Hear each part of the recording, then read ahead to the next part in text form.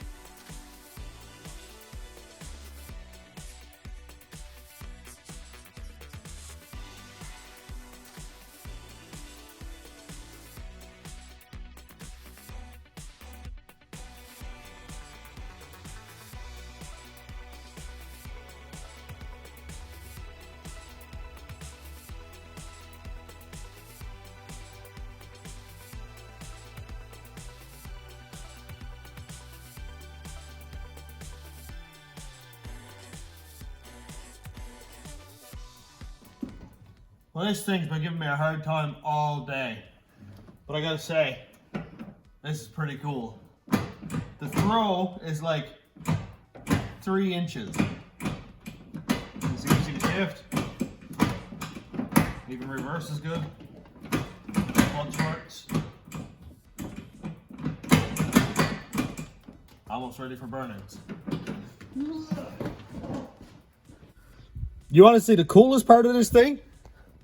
I still can use the cup holders. Woohoo!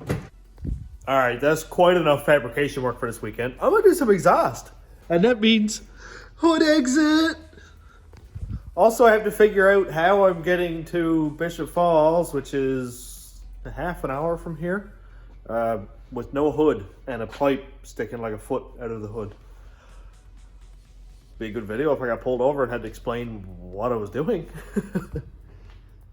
Well, for the next little bit, I'm going to do the same thing that I've been doing the last week or so, because I don't have a lot of time and I have a lot of work to do. So it's going to be pretty much quick explanation, time lapse, get this work done, hammer it out as fast as I can. So let's continue on. I'm going to have some exhaust done in a few minutes.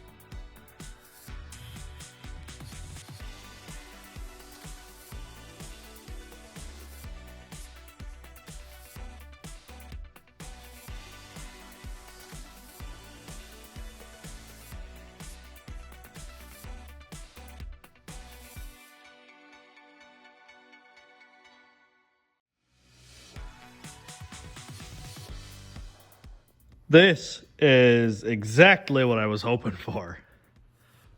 Wow. This is amazing. So I'm not going to leave it, obviously, as dumb like that. I'm going to cut it off probably right here. So I got lots of room to put my oxygen sensor in here somewhere. And probably have it cut off right there. So I can at least still see out the window. I'm actually really happy with how that turned out. It's completely 4 inches here with no reduction whatsoever. Obviously, it's like an 80-degree bend. Completely straight, like laminar is not even a word here, but yeah, let's get the sawzall, cut it up.